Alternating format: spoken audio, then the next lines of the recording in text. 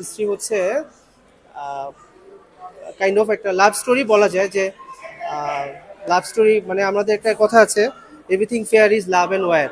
তো kind of ওরকমই মানে ও একজন মানুষ যখন মানে একজন মানুষকে ভালোবাসে, তখন তার মানে আশেপাশে সব কিছু চেঞ্জ হয়ে যায়।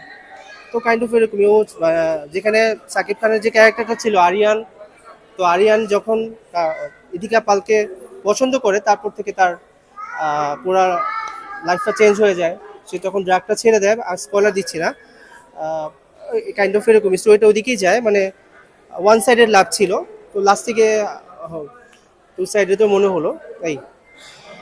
আর এই তো মেইনলি এটা হচ্ছে, যেটা পরিচালকও বলেছে যে এটা হচ্ছে ভায়োলেন্স থাকবে, অ্যাকশন অ্যাকশন ফিল্ম, তো ওরকমই ছিল। বরবাদ যেটা অ্যাজ এক্সপেক্টেড, তুফান দেখার পর থেকে এক্সপেকটেশন অনেক বেড়ে গেছে। বরবাদও হতাশ করে নাই, কোয়াইট বেটার, আমার মনে হচ্ছে বেটার, অ্যাকশন সিনগুলো অনেক বেটার ছিল। বাংলাদেশি মুভি মনে হয় না, ইন্ডিয়ান মুভি মনে হচ্ছিল, যে আমার মনে হচ্ছিল যে যে অ্যাকশন সিনগুলো ছিল বেশ কোয়াইট বেটার। আর স্টোরিও বেটার, এন্ডিংটাও ভালো লেগেছে। তুফানের লেভেলেও বলা যায় যে কাইন্ড অফ তুফানের লেভেল পর্যন্ত হয়তো গিয়েছে। কি মনে হয় শাকিব খানের সবচেয়ে বেস্ট ছবি এটা নাকি?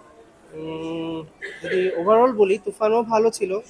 তুফানে যেটা অনেকে বললো যে গল্পটা আরেকটু স্ট্রং হতে পারতো, যেটা পার্ট টুতে হয়তো আসবে আশা করছি। গল্প বেসিসে বা ওভারঅল অ্যাক্টিং অ্যাকশন বেসিসে বরবাদ তুফান থেকে বেটার বলতে পারি আমি। আপনি কাকে এগিয়ে রাখবেন, তুফান না বরবাদ? ডিফিকাল্ট, 19-20 বলা যায়, টাফ। দুইটাই আমার কাছে একই লেভেলই লাগছে, কিছু দিক থেকে তুফান বেস্ট, কিছু দিক থেকে বরবাদ বেস্ট।